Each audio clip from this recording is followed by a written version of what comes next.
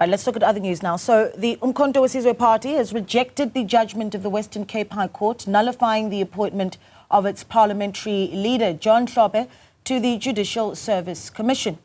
The MK Party says the court ruling gives the DA and the courts the right to veto the decision of the majority of citizens. The Western Cape High Court declared that it was unconstitutional and invalid for the National Assembly and Parliament to approve impeached Judge Hlophe as a member of the JSC. It also ruled that the appointment should be set aside.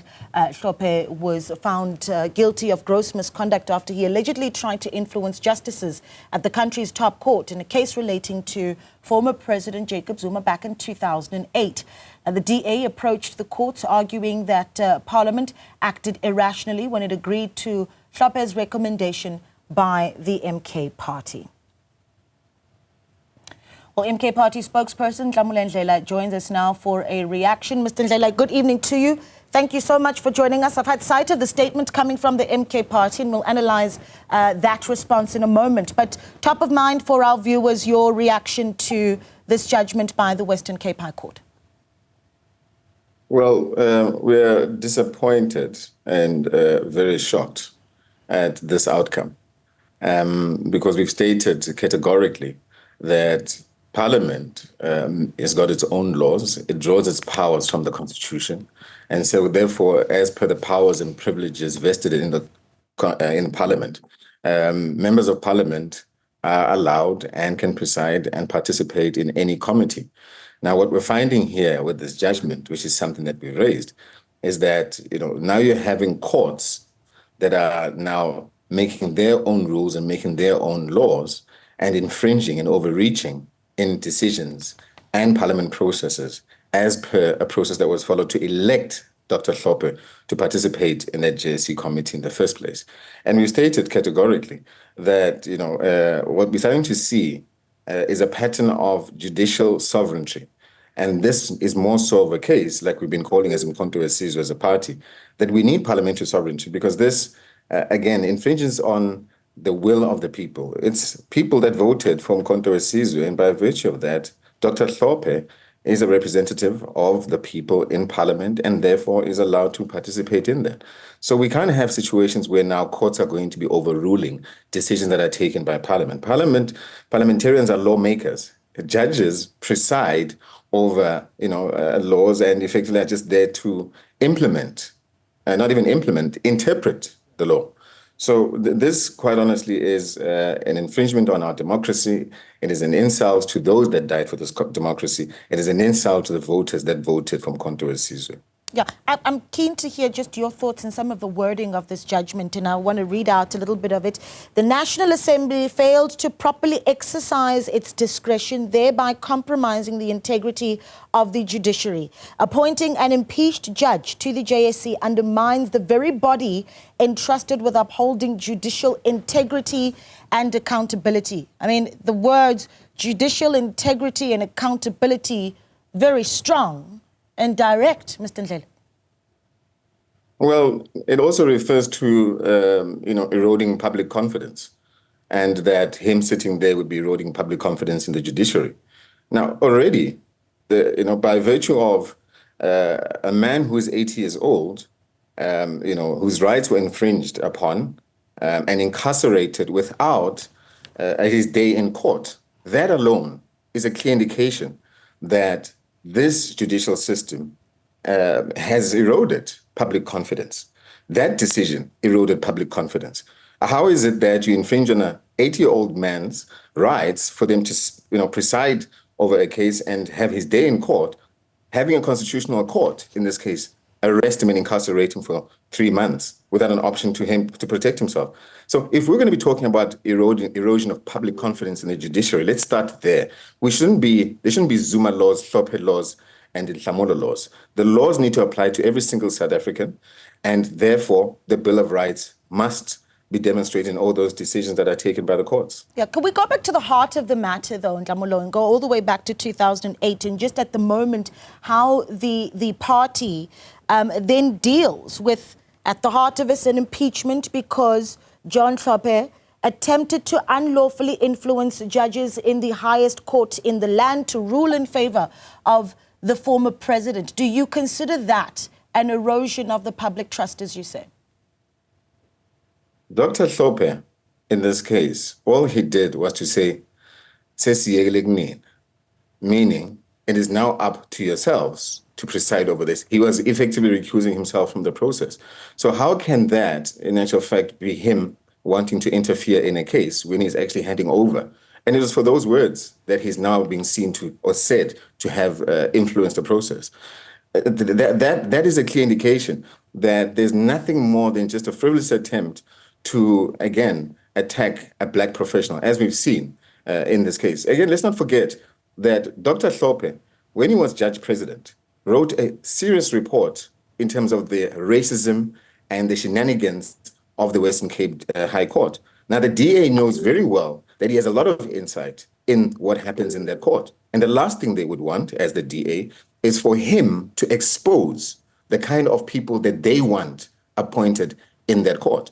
And they knew that him presiding over that would have exactly done that, exposed the DA's candidates and therefore, led them to not being appointed. The DA wants to control the Western Cape come hell or high water. That's why strategically they're going to want to ensure that they have a lot of influence in terms of who presides over that court, because they know Parliament and all the farms, all the Western Cape agenda resides, and the future of that province is determined by what decisions are taken by that court. So, of course, Dr. Hlophe is not a person that they wanted to preside in any interview. And let's not forget, let's inform South Africans that presiding over interviews does not mean you're appointing them. Dr. Hlophe was going to sit there and just interview. The president is the one that makes his decision and appoints at the end of the day.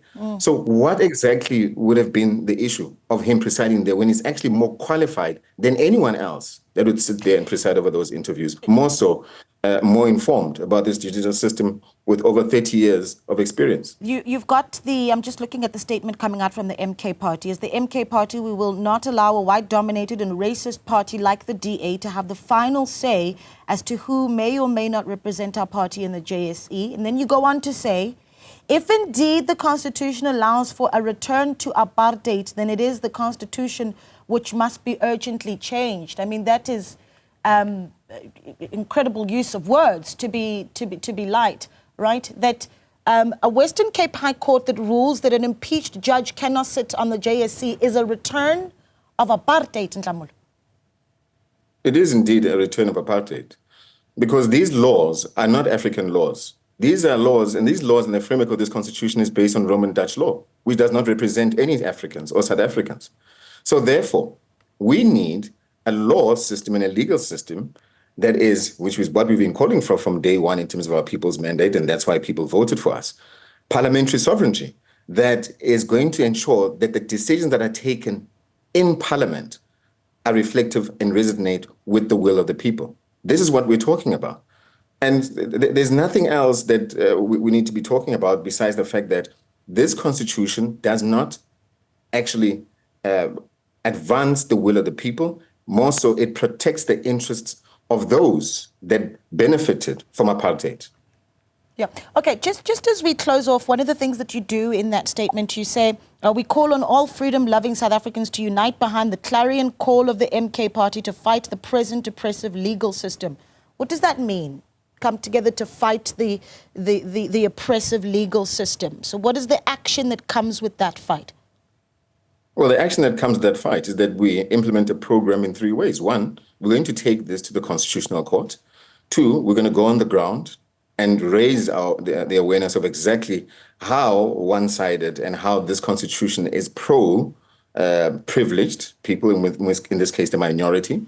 Three is that we will obviously raise the issue in Parliament. As we've said, we're going to be writing to the Minister of Justice because we're very concerned about some of these decisions that are taken.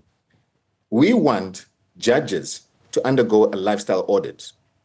Just as is the case when we have to disclose as parliamentarians, our disclosures are public. The judges' disclosures are kept under lock and key.